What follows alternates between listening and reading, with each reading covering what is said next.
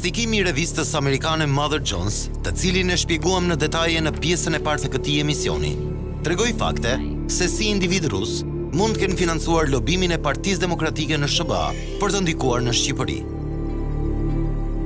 Well, that's what Muzzin says. That's what's in the filings, that he was lobbying for the Democratic Party of Albania, and that this was part of the payment for that. So if there is real suspicion on behalf of the Justice Department that Nick Muzzin ran afoul of the filing laws, the foreign agent registration laws in his work with DPA or Bignata Trade, I assume that they would investigate, but I have no knowledge of whether that's something that's really happening. When opposition MPs burn their mandates and refuse to participate in the political process and stoke a sort of bipolar division of the body politic, that is the most fertile ground. It is the perfect situation that Russia tries to take advantage of to stoke further animosity, division, and chaos within Balkan societies, including Albania.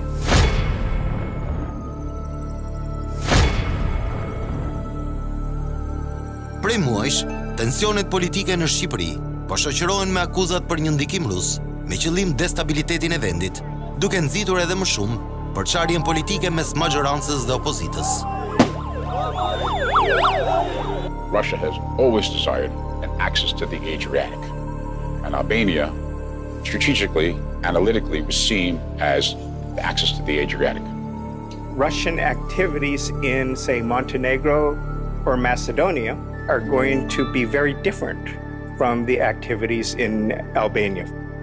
Por, tentativat e Rusisë për të ndërhyrë në Shqipëri janë shumë të ershme.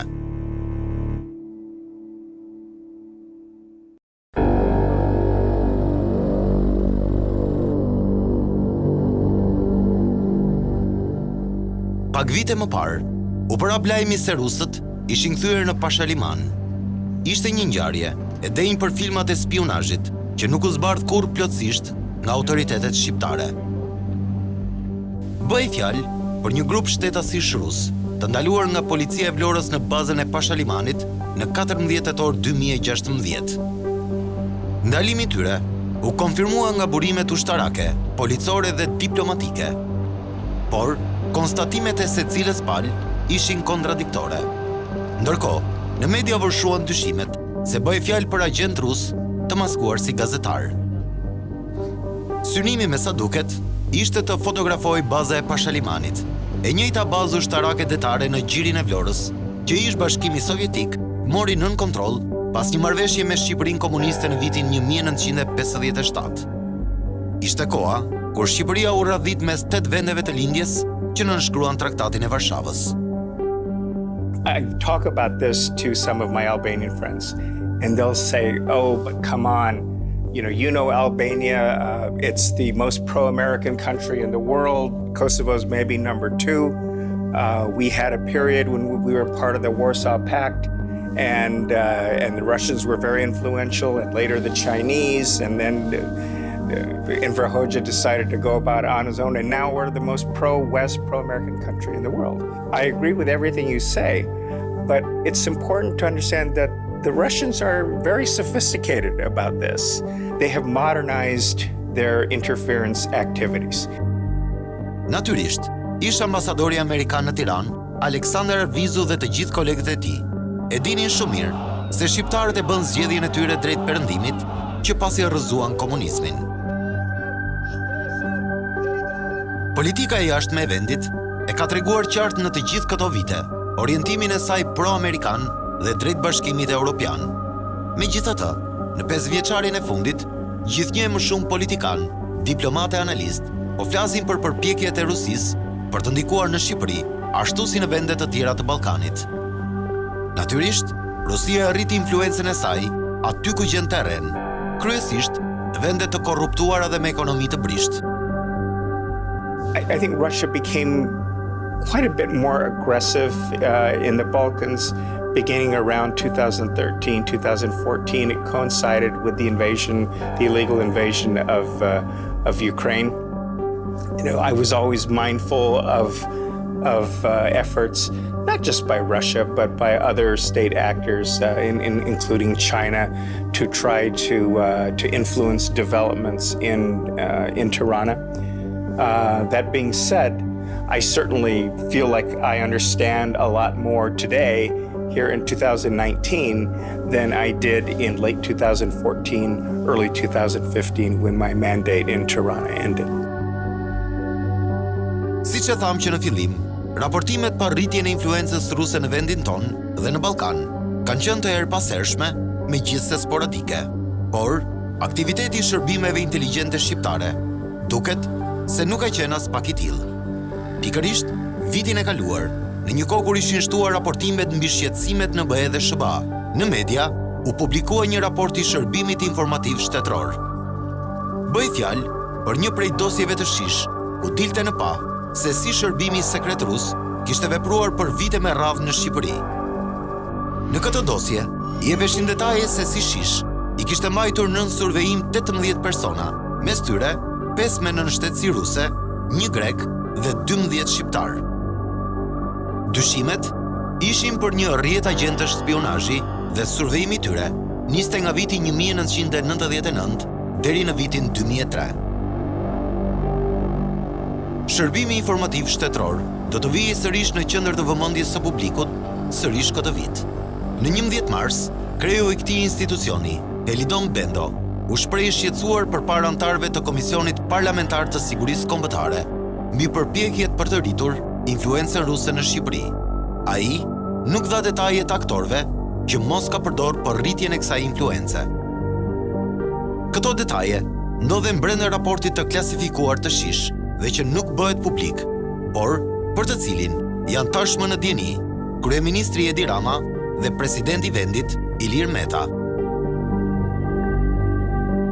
Departamenti Amerikan i Shtetit prej vitesh është treguar i kujdesshëm në strategjinë e tij për kufizimin e ndikimit rus në shumë vende të botës, përfshirë këtu edhe Ballkanin.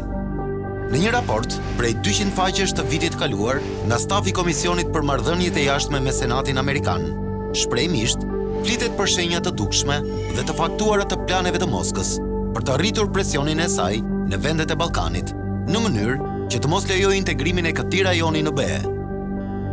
Grupet e mbështetura nga Kremlini veprojnë në shtetet baltike dhe Ballkan, veçanërisht në Serbi dhe Bullgari, thuhet në këtë raport të siguruar nga Top Story. Veç Ballkanit, Departamenti Amerikan i Shtetit ka qenë vigjilent edhe ndaj përpjekjeve të Rusisë në Shqipëri.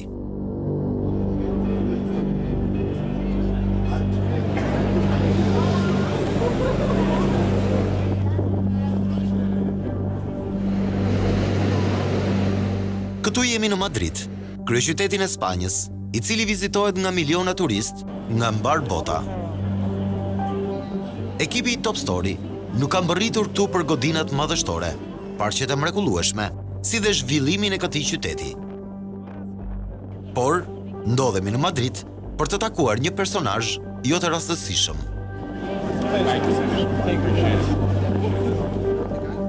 Rreth 7 kilometra larg qendrës së Spanjës, jeton Mark Rossini, një ish agent i FBI-s, fama e të cilit është e porapur kudo. Talking in blunt economic terms, Russia has always desired an access to the Adriatic. And Albania, strategically, analytically, was seen as if Serbia can suppress the Kosovars and then can steamroll right through Albania and control its politics, they would have access to the Adriatic. And that was something from American foreign policy point of view needed to be contained.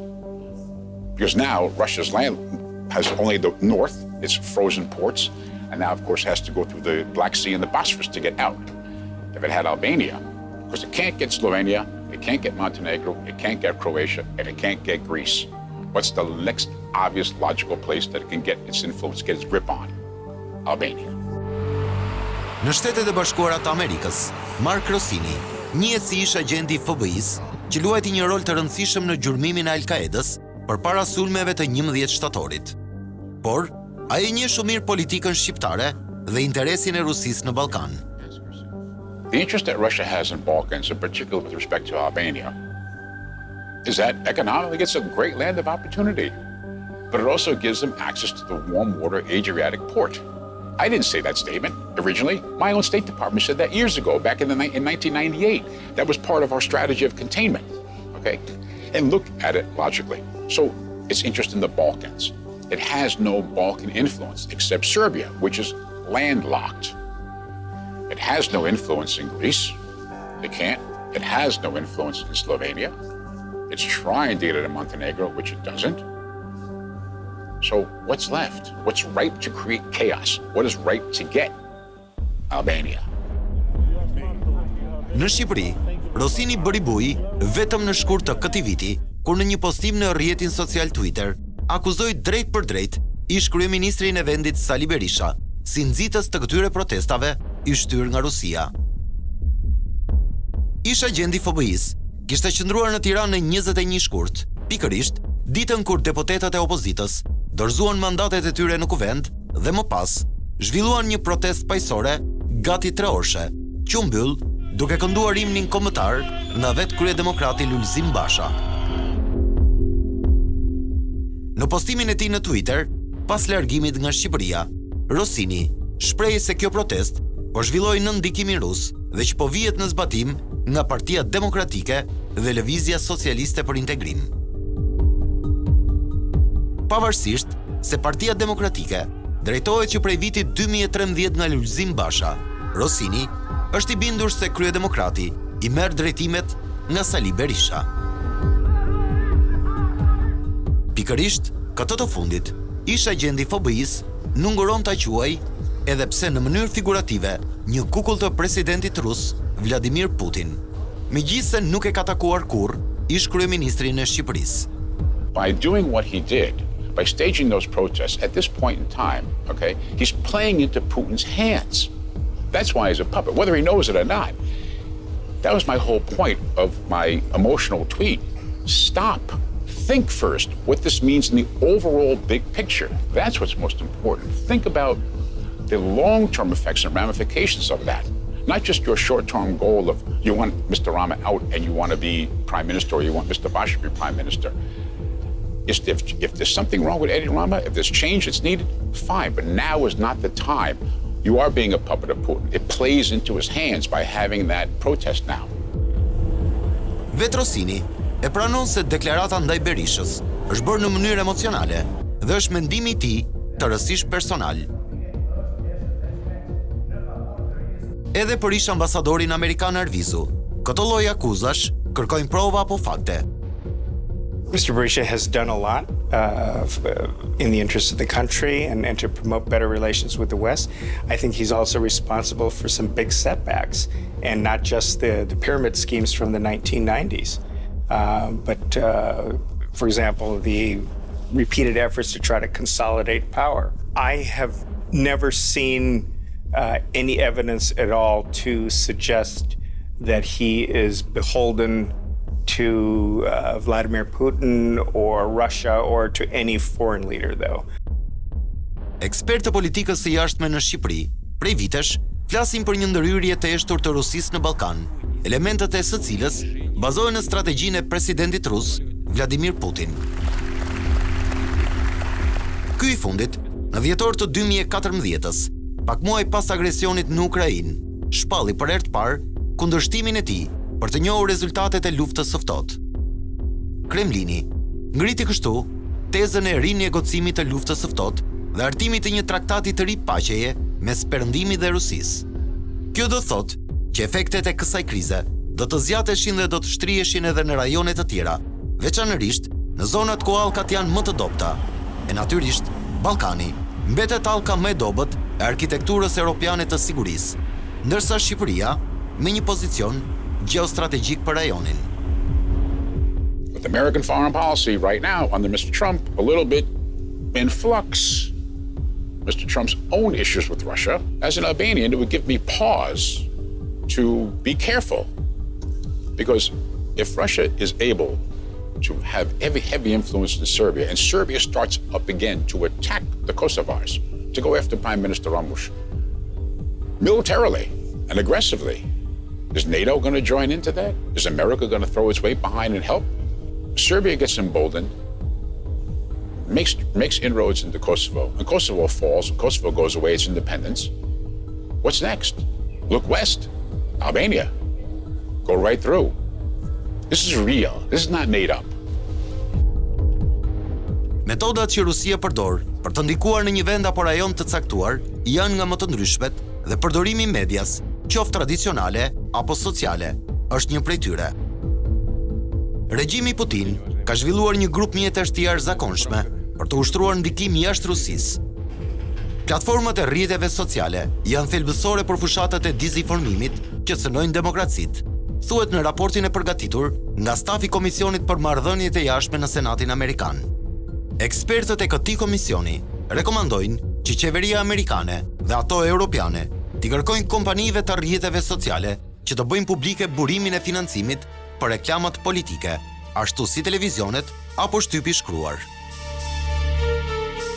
I have also seen fake Russian accounts connected to what looks like the Black Lives Matter movement or to what appear to be very liberal, open-minded movements, and those are fake too.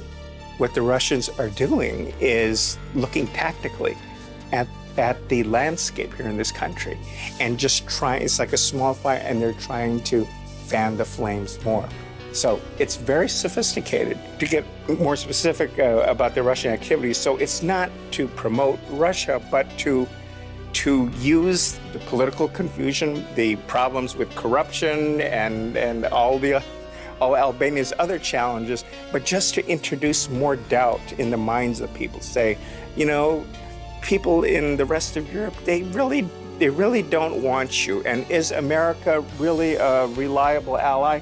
Now, these are legitimate questions. So those problems are there, but it is part of the Russian toolkit, shall we say. So their tactics and their methods to try to create more divisions, to make the problem seem bigger. Shembulli mbase më interesant i përdorimit të rrjeteve sociale ishte ajo që ndodhi në Veles në Maqedoni. Dikur, në këtë qytet, sot pothuajse me ekonomi të rrënuar, prodhoi porcelani për të gjithë ish Jugosllavinë. Por Velesi, i pozicionuar buz një lumi, u bëj famshëm në të gjithë botën për prodhimin e të ashtu quajturave fake news, pra lajme të falsifikuara. Në javët e fundit të zgjedhjeve presidenciale në Shtetet e Bashkuara të Amerikës, investigimet e gazetave ndërkombëtare treguan se si kjo qytet me 55.000 banor ishte shndruar në shtëpinë të paktën 100 websajteve me lajme false. The ways that they do it is through social media manipulation, creating fake accounts on the internet, having skilled in highly trained Albanian speakers who can create fake websites, fake bots, fake identification on Twitter, on Facebook. You start to mold and push an agenda. You start people to start questioning really reality. You know, is this blue? No, actually it's pink. No. The internet's telling me this is really pink. No, it's blue. You start to get the people to question what's going on, and then you can change their mind. Then you can bring them to action. And that's how it starts. And that's what Russia is doing. Prej 3-4 vitesh, edhe ekspertët apo diplomatët në Shqipëri flasin edhe për një valë rusofilie në disa media shqiptare. Çka nuk ishte vënë re përgjatë viteve të pluralizmit në Shqipëri. E gjithë kjo nuk ka mbetur jashtë vëmendjes së shish dhe raportit vjetor të paraqitur nga kreu i këtij institucioni, Elidon Bendo, në 11 mars, përpara Komisionit Parlamentar të Sigurisë Kombëtare. Një burim i inteligjencës shqiptare, cituar në Top Channel, flet madje për miliona dollar të shpenzuar për blerje mediesh dhe portalesh në rajonin e Ballkanit nga Rusia, ku nuk bën përjashtim as vendi ynë. Janë disa milion dollar të shpenzuara për blerje mediash dhe portalesh në rajonin e Ballkanit nga Rusia. Nuk bën përjashtim Shqipëria, u shpreh ky burim, i cili theksoi se jemi duke vëzhguar aktualisht aktivitetin e këtyre portaleve, si dhe rritjen e ndjeshme të frekuencës së prodhimit të lajmeve proruse gjatë 3 viteve të fundit, që prej fillimit të fushatës elektorale të 2017-s. Ndërsa nuk ka ende një listë konkrete emrash të mediave që mund të jenë sponsorizuar nga Rusia, Ajo që ka bëri përshtypje përgjatë protestave të opozitës në muajt e fundit, ishte hapësira që Russia Today i kushtoi situatës të tensionuar politike në Shqipëri. Russia Today është një rrjet mediatik i financuar nga qeveria ruse për të raportuar mbi zhvillimet globale për audiencat jashtë Rusisë. Përveç pasqyrimit të ngjarjeve, kanali televiziv në gjuhën angleze transmetoi live në internet protestën e opozitës në Tiranë, duke përdorur pamjet e një prej televizioneve shqiptare. E paqartë mbetet fakti se si një ngjarje periferike e Ballkanit i kushtohet kaq shumë rëndësi në një televizion të madh si Russia Today. Top Story kontaktoi me email edhe në rrjetet sociale me disa drejtues të Russia Today, përfshirë edhe zyrat e tyre në Washington dhe Moskë, por nuk mori asnjë përgjigje. Failed to address any of the protests in Albania.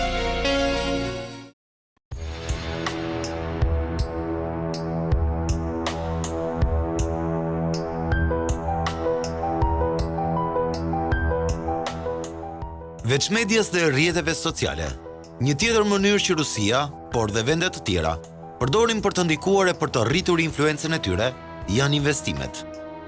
Sipas një studimi të fondacionit Jamestown, mjetet që Rusia përdor përfshin kapjen e sektorëve të rëndësishëm të ekonomisë, ndryshimin e sistemeve politike, korruptimi i liderëve politik, si dhe penetrimi i institucioneve kyçe të sigurisë. Vitin e kaluar, Komisioni Evropian deklaroi një rritje të investimeve turke në rajonin e Ballkanit Perëndimor, veçanërisht në Shqipëri, Kosovë dhe Bosnjë. Ndërkohë, shifrat tregojnë se edhe Rusia poshtrin prezencën e saj në Serbi dhe Malinezi. Top Story siguroi të dhëna nga qendra kombëtare e biznesit dhe aty rezultuan vetëm 40 biznese të vogla ende aktive, të fokusuara kryesisht në tregun e pasurive të paluajtshme, shërbimet administrative dhe tregëtia me shumicë pakic. Por, interesi i Rusisë për të hyrë në sektor strategjik, siç janë hidrokarburet, është edhe më i ershëm. Në 2012-ën, kompania turke Çalik Energy dhe Rusja Rosneft i vënë syrin Alpetrolit, ndërmarrjes shtetërore që menaxhon burimet e naftës në vend. Grupi turk, që ka investuar $10 milion në vendin ton dhe konsiderohej si kandidat potencial për blerjen e Alpetrol, kishte një partner të sigurt në tenderin e privatizimit, rusët e Rosneft. Kjo e fundit është kompania shtetërore e naftës në Rusi dhe u fuqizua fal blerjes së gigantit Yukos, pronari së cilës u fut në burg për evazion fiskal. Qeveria e Rusisë është pronare 50% të aksioneve të kësaj kompanie. I am aware that Russia has made a bid for certain natural resources to control in Albania. Any major business investment is the first step toward controlling a country, whether it's buying up its oil wealth, whether it's also promising to do some sort of construction initiative, maybe build a highway, build a railroad, which is not necessarily a bad thing, but that's how they first get their grip into the country to essentially take it over and make it a satellite of there. But the intentions of Russia are not altruistic. They're nefarious. And that is the issue. It's for Putin's own personal control. I am aware that certain Russian businessmen have tried to make certain investments in Albania. I know they had bid years ago for Alpetrol. Dhe kjo që deklaron ish agenti i FBI-s është e vërtet. Së fundmi, një kompani e quajtur Gunvor ka marrë nën kontroll Armon, rafinerin më të madhe të naftës në vend. Bëhet fjalë për një kompani të bashkëthemeluar dhe kontrolluar nga miliarderi rus Gennadi Timoshenko. Ky i fundit ja shiti aksionet në vitin 2014 ortakut të tij suedez Torbjörn Tornqvist pas sanksioneve të Shteteve të Bashkuara të Amerikës dhe njihet për marrëdhëniet e tij të ngushta me presidentin rus Vladimir Putin. Emri Gunvor u bë i njohur në Shqipëri në fund të vitit 2017, kur mediat raportuan për një takim sekret mes kryeministrit Edi Rama dhe kreut të kësaj kompanie, Torbjörn Tornqvist. Takim ky që do të pranohet disa muaj më vonë nga vetë kreu i qeverisë gjatë një emisioni televiziv. Mediat raportuan për një marrëveshje që po përgatitej për t'ia kaluar armën, megjithëse në mënyrë jo të drejtë për drejtë, kompanisë Gunvor. Është e njëjta kompani për të cilën kryedemokrati Lulzim Basha akuzoi publikisht Ramën për lidhjet e errta me Rusinë. Megjithatë, deklarata e Bashës nuk qëndron plotësisht. Që prej borxhit të krijuar nga Armo, ky aset i rëndësishëm i vendit ton ka disa vite që është sekuestruar dhe më pas është bler nga një bankë nivelit të dytë në Shqipëri. Pra, pronare e Armos sot është një bankë dhe qeveria nuk ka kompetencë për të ndërhyrë dhe për të lidhur marrëveshje me palë të treta. Pikërisht, kjo bankë e nivelit të dytë ka kryer vitet e fundit disa kontrata tregtare për Armon, përfshirë atë me Tosk Energy. Ndërkaq, në tetor të vitit 2016, Drejtoria e Parandalimit të Pastrimit të Parave bllokoi një transfer të dyshimt prej 13 milion eurosh nga firma Gunvor për kompaninë Tosk Energy. Shumë kjo që do të përdorej për të rivënë në punë Armon. Dhe vetëm pak javë më parë, Gunvor ka bërë një kërkesë në Autoritetin e Konkurrencës për të blerë kompaninë Tosk Energy, e cila zotërohet plotësisht nga shtetasi zviceriano-francez Christophe Darbord. Darbord ish administratori i Armos në vitet 2013-2015, kohë kur rafineria i shkaktoi buxhetit të shtetit një dëm rreth 200 milion euro dhe akumuloi 400 milion euro borxhe ndaj disa institucioneve. Rezulton të jetë administrator i kompanisë Tosk Energy. Prej dekadash, Shqipëria i ka mbajtur larg interesat ruse nga pasuritë energjetike të vendit, edhe pse ambicia e kompanive ruse për të hyrë në Shqipëri ka ekzistuar prej vitesh. Por, tani, duket se ka më shumë se sa thjesht ambicie. Russian need partners. It's normal that they try to have a partner in every country in Balkan, because the Balkan is very important, because it's the door of the Mediterranean. Albania is one country with smart people and in a very important geographic position. Is one door in the Mediterranean Sea. In this moment, have the border with the European Union, that is Greece. And four, because in 5 years, Albania will be in UE, and in UE, they count. So I think that they want more friends in European Parliament. Massimo Romagnoli është një lobist me eksperiencë në Bruxelles, ish antar i Forza Italia, partisë së dikurshme të ish kryeministrit italian Silvio Berlusconi. I fokusuar kryesisht në fushën e biznesit, Romagnoli gjendet në Shqipëri për të nisur bashkëpunimin edhe me politikan apo parti politike, ndërsa po afrojnë zgjedhjet lokale të qershorit. Për të, presidenti rus Vladimir Putin e ka zhvilluar shumë ekonominë e vendit dhe është më se natyrshme që kërkon të ketë partner të rinj ndërkombëtar, përfshirë këtu edhe Ballkanin. If I was Russian, if I was Putin,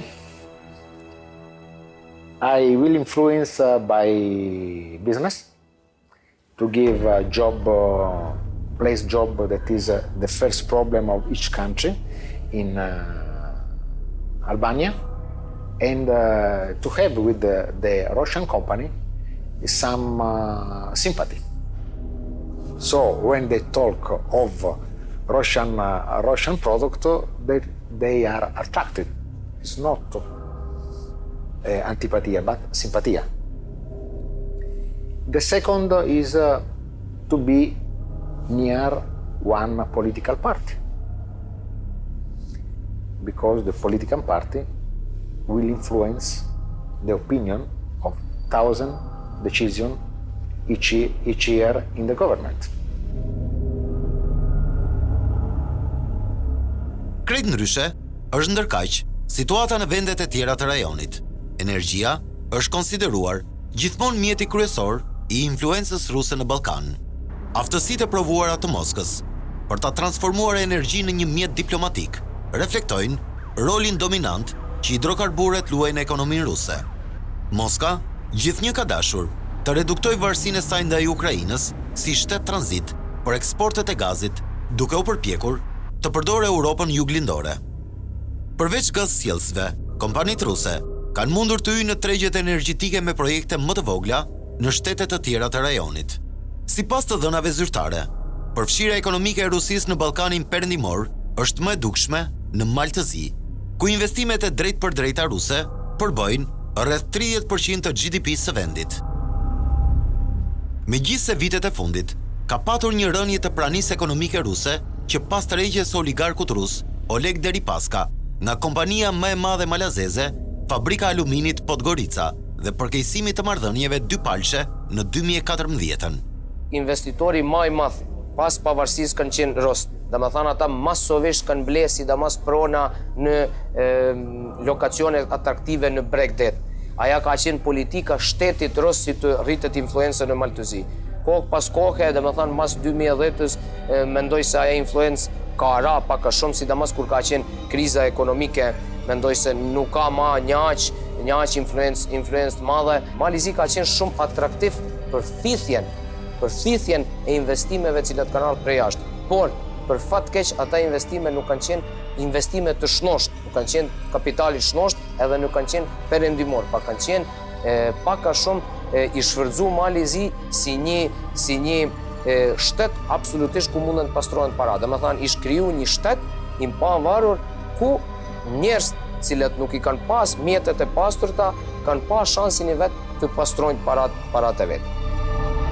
Dritana Bazović është udhëheqësi i lëvizjes politike ura të Malit të Zi, një prej forcave opozitare që kërkon largimin e presidentit Milo Đukanović. Top Story udhëtoi në Podgoricë, kryeqytetin e Malit të Zi, që prej muajsh zihen nga protestat.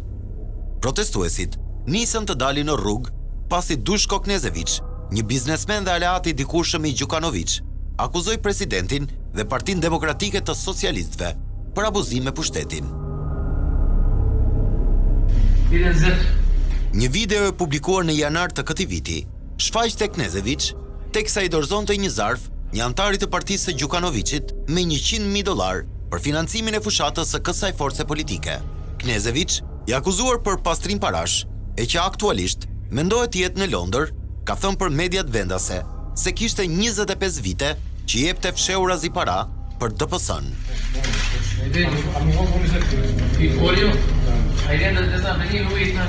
Pas kësaj, qytetarët e revoltumon, cilat shohin shumë diskriminacion, shumë pa drejtësi, në çdo hap, në çdo pjesë të shtetit të Malit të Zi kanë dalë masovisht në rrugë me kërku zgjedhje të lira. Nëse dikush mendon se në shekullin 21, në 2019 ose 2020 duhet të blej votat për të mbijetojnë në pushtet, unë mendoj se ajo nuk ish vlerë e demokracisë, nuk ish vlerë e perëndimit, po përkundrazi ish vlerë e rusëve. Unë atë shoh vetëm një përputhje me Putinin.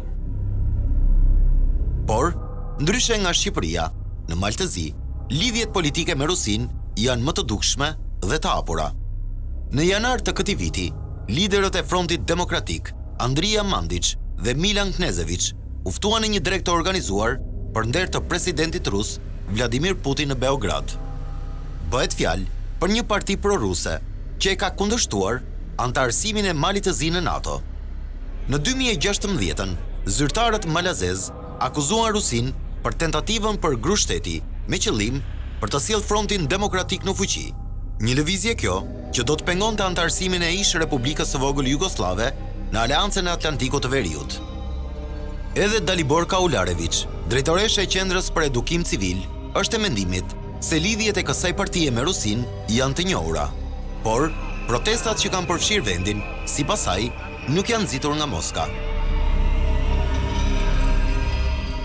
I think that the Russian influence was really interesting in Montenegro compared to some of the countries in the region because first political link is with the ruling party. Afterwards, it also kind of spread on certain opposition parties. So there is both this economic and political influence. The protest has been initiated by the group of civic activists, bloggers, people who have been in different manners, often protesting against different kinds of injustices as they identify in the society. When it became really massive, which was not suddenly, it has been, of course, also identified as a good potential for the political parties. And basically all opposition political parties have supported it. Amongst them, also Democratic Front and others who have more pro-Russian views. Ndërkaq, ka një vend në Europë, e më saktë, në Ballkanin Perëndimor, ku Vladimir Putin konsiderohet si një rockstar. Bëhet fjalë për Serbinë, një vend që deklaron se dëshiron të bëhet antar e Bashkimit Evropian, por Rusia është aleati kryesor.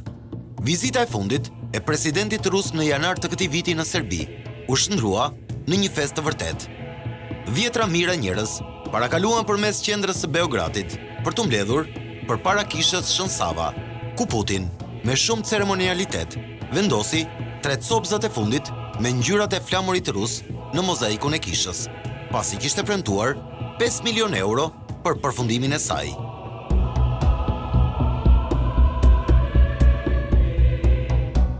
Investimet ruse në Serbi aktualisht arrin në 4 miliard dollar, ndërsa Moska ka premtuar 500 milion të tjera për 2 vitet e ardhshme.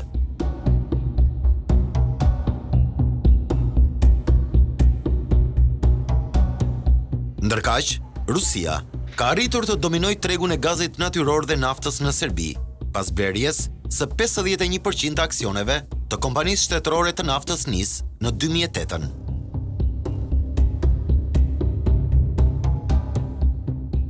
Ajo çka është interesante është se sipas sondazheve, shumë serb besojnë se partneri më i madh për tregtinë, ndihmën dhe ushtrinë është Rusia, por në fakt 65% e tregtisë së Serbisë bëhet me vendet e BE-s. Russian investments in Serbia are not growing. I think pretty much that it's stable. There is no real movement. We are still behind the opportunities of tax-free regime with Russian Federation. So our current government, which is in power for 7 years, is busy closing the media and controlling the information and repressing our citizens.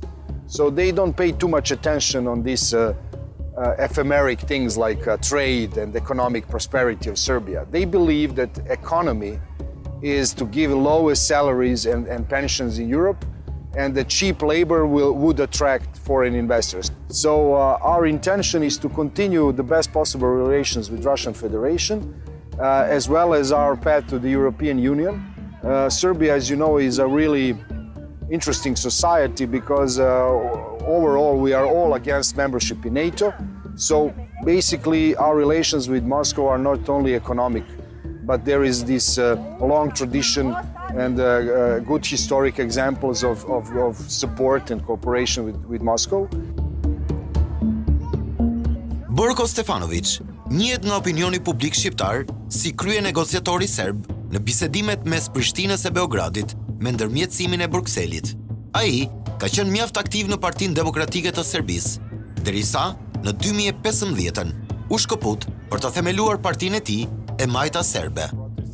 Ishte pikërisht sulmi fizik ndaj tij në dhjetor të vitit të kaluar në Krushevs, që shërbeu si shkëndij për nisjen e protestave kundër qeverisë së Aleksandar Vučić.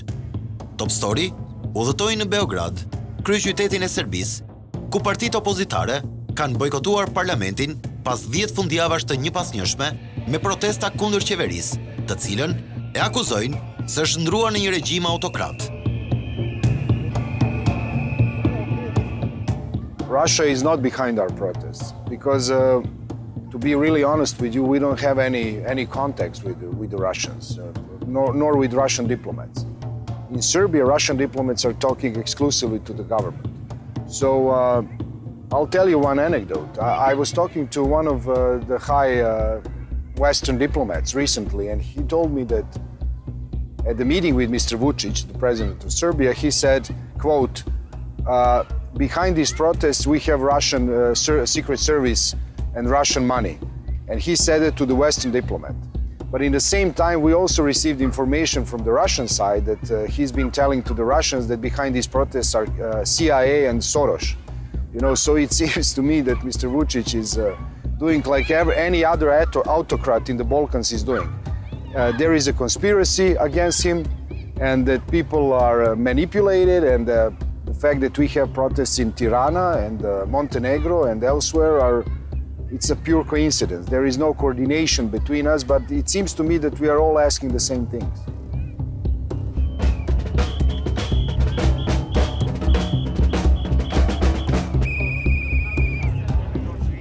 Në Nebrin Aleanca për Serbin, një grup politikanësh dhe partish opozitare kanë rënë dakord të veprojnë si zëri protestuesve duke bojkotuar parlamentin deri në plotësimin e kërkesave të tyre, mes të cilave zgjedhje të lira dhe të ndershme. Ndërkaq, organizatorët e lëvizjes, që ka marrë emrin 1 në 5 milion, po planifikojnë të organizojnë demonstratën më të madhe deri më sot në 13 prill, me shpresën se do të detyrojnë presidentin Vučić që më në fund t'i marrë seriozisht. Njësoj si në Serbi dhe Maltëzi, opozita shqiptare do të organizojë një protestë në datë 13 prill, një koordinim ky jo i rastësishëm.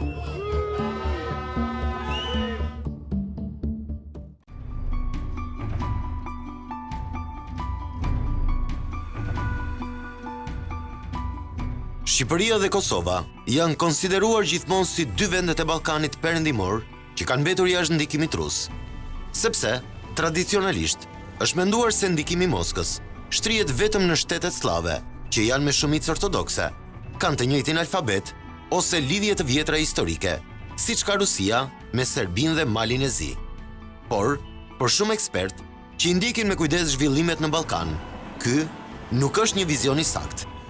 Pavarësisht se Shqipëria konsiderohet si vendi më pro-amerikan, vitet e fundit janë vënë qëndrime anti-amerikane si majtas dhe djathtas spektrit politik. In the case of Albania, there's a very different set of circumstances because in Montenegro and North Macedonia, you do have a significant percentage of the population that is maybe has a relatively favorable view of Russia, of Moscow. In Albania, a lot less.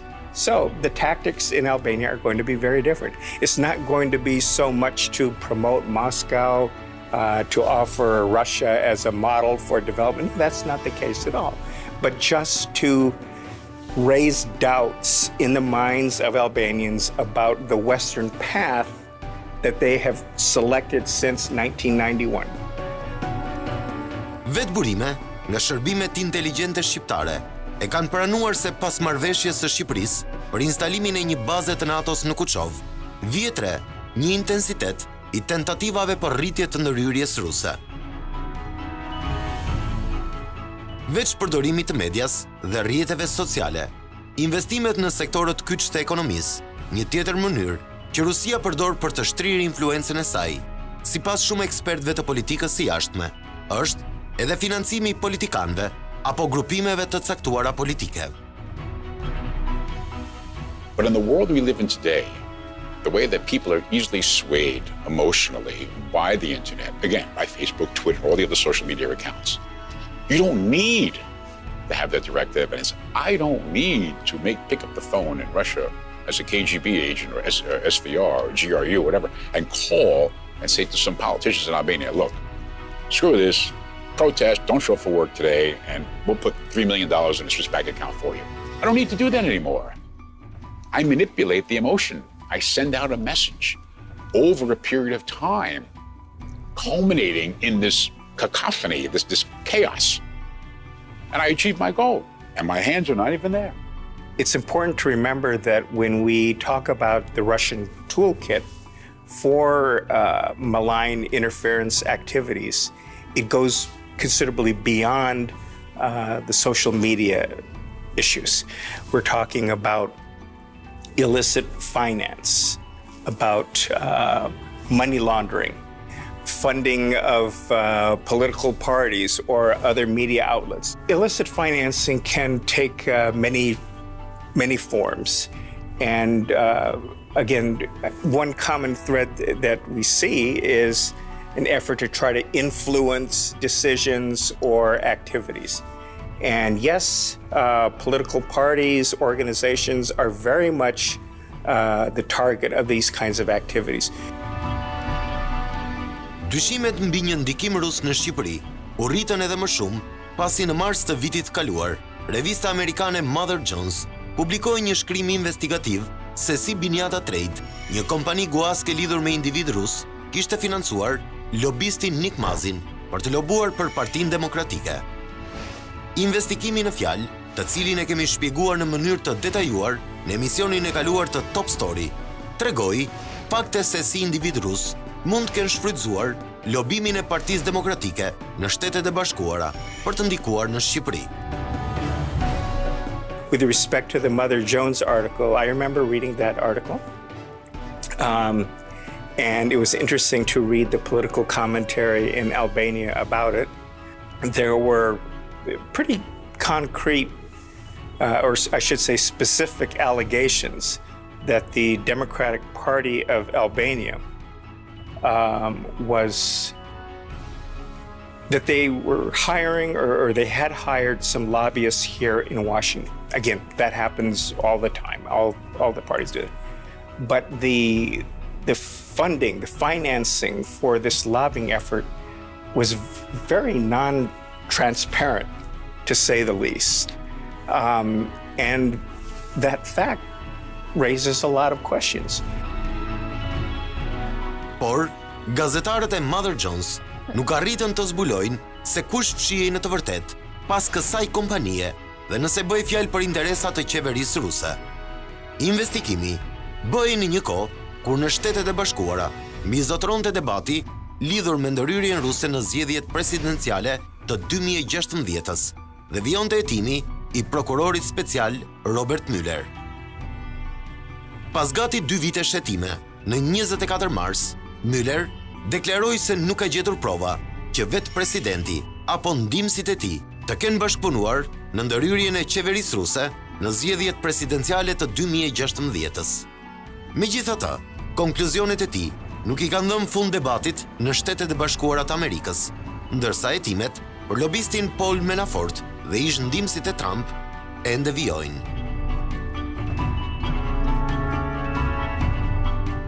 Lobimi është një përpjekje e lishme e individëve apo grupeve të ndryshme të interesit për të ndikuar në vendimet e qeverisë. Megjithëse nuk njihet shumë në Shqipëri, ekspertët thonë se lobimi në disa forma është i paevitueshëm në çdo sistem politik. Në SBA, lobimi ka nisur që në vitet 1970 dhe sot numërohen me 10 mijëra lobist, disa prej të cilëve marrin $10 milion nga qeveritë e huaja. Por, ajo që është e rëndësishme, sipas ligjeve amerikane, është që përpara çdo pune, agjentët e huaj apo lobistë që punojnë në qeveri, parti apo individ që nuk janë shtetas amerikan, duhet të deklarojnë shumën e parave që do të marrin dhe marrëveshjen e arritur. There is thousands of methods that is not clear. Different is not lobbying. If the lobbying is open, you cannot to work clear. The lobbying is something delicate job that you can do with brain, with smart move. Because if you don't do with the smart move, you can never achieve your goal.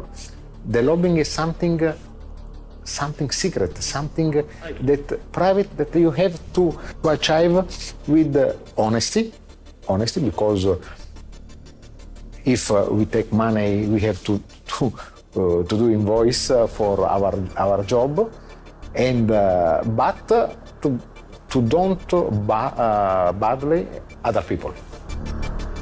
Në një kohë kur partitë tona politike shpenzojnë qindra mijëra dollar për të ndikuar tek ligjvënësit amerikan për përfitime elektorale në Shqipëri, një tjetër faktor, mbas edhe më i fuqishëm, por jo kaq i kushtueshëm, është lënë në hije. Komuniteti shqiptaro-amerikan mund të jetë një armë e fuqishme për të ndikuar tek politika amerikane, duke rritur vlerat e Shqipërisë.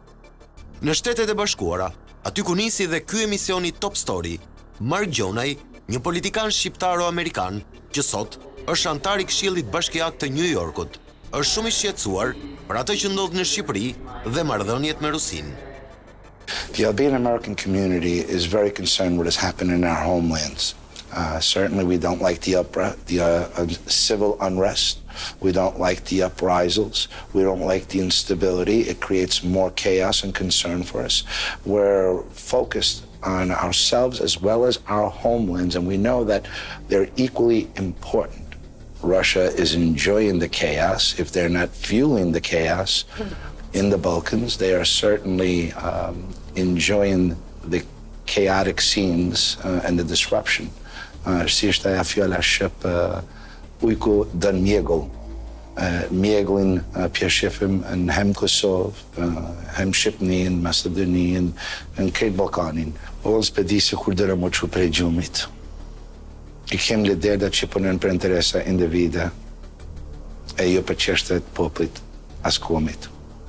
Kjo është tragedia më e madhe. Kur dërë më bëzë zot shpijet, na presin për tjetë me rregullu problemet e tona.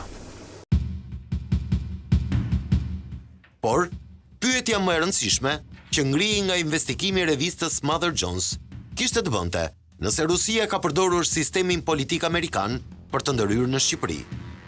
Dhe mbi të gjitha, për çfarë qëllimesh? E për sa kohë, drejtësia, ajo shqiptare, por dhe amerikane nuk ka thënë fjalën e fundit. Politika do të vazhdojë me betejën e saj për pushtet, me apo pa ndikim nga jashtë. It's very easy for officials in power to dismiss criticism of their governance as being a Russian campaign to discredit them. Yes, so people play fast and loose with the facts. They often say these sorts of things. And sometimes there's a kernel of truth to it, but it's exaggerated. And sometimes there's no kernel of truth to it. Sometimes it's just simply a means of self-defense to say that the other side is pro-Russian.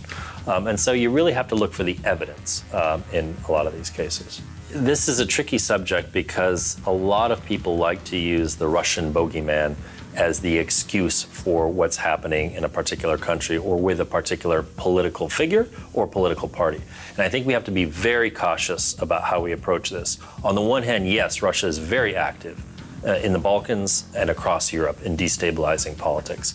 But at the same time, we can't just simply latch on to that every time and assume that it's the Russians that are behind something. And sometimes even when the Russians are behind something, it's not them who's driving it. It's the political actor, the party, the group that is behind a particular action.